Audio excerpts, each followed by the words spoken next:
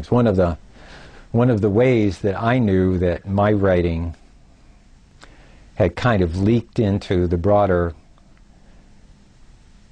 Buddhist world, unbeknownst to me, was that in 1981 I published a translation of a Buddhist text that I first encountered because it was being recited in the monastery where I lived.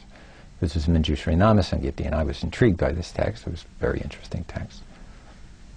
167 verses in a prose section, along with a mantra. And so I did an edition of the Sanskrit text and translated it and did copious notes from the 5 earliest commentaries that we have.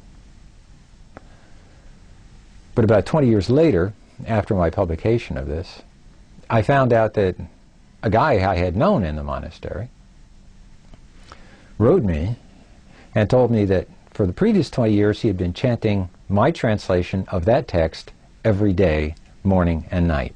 And I thought, whew, that is interesting. How is this possible? I must have done something reasonably good by means of a cadence, and I had tried very hard to get that idea of a cadence within the text that somehow or other replicated the idea of the cadence within the initial Sanskrit verses. Evidently I did something correctly. So, but that sense of the replication of vocality, and I can't imagine religion without a replication of vocality. That replication of vocality, vocal action, as an extraordinarily important aspect of religion, would seem to be lost often in scholars' discussion of religion. And I think that it's entirely attributable to the idea that we tend to sit in our offices with our books, and which we read silently, and we make the assumption that somehow or other that people read silently. One of the standard things one must do in terms of dealing with Buddhist manuscripts, as a matter of fact, is understand that the standard method of copying manuscripts in South Asia and in Central Asia is for one monk to sit there and recite the manuscript, and for another monk to take down as a scribe. In other words, the monk does not look at the manuscript and see a line and then write a line. It's not how it's done.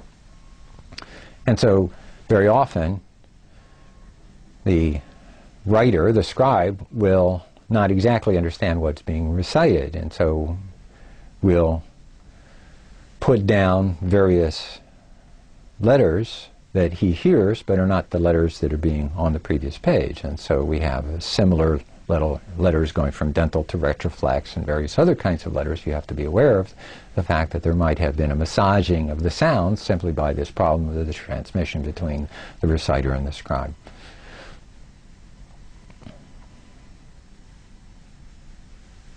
In a sense, the lack of an esteem for vocalized forms of religion is curious because, in fact, what scholars of religion do for a living, by and large, is teach. And so it would seem that we have lost the sense of the importance of our sounds upon our students and the importance of those kinds of vocalizations and the drama that vocalized forms bring with them.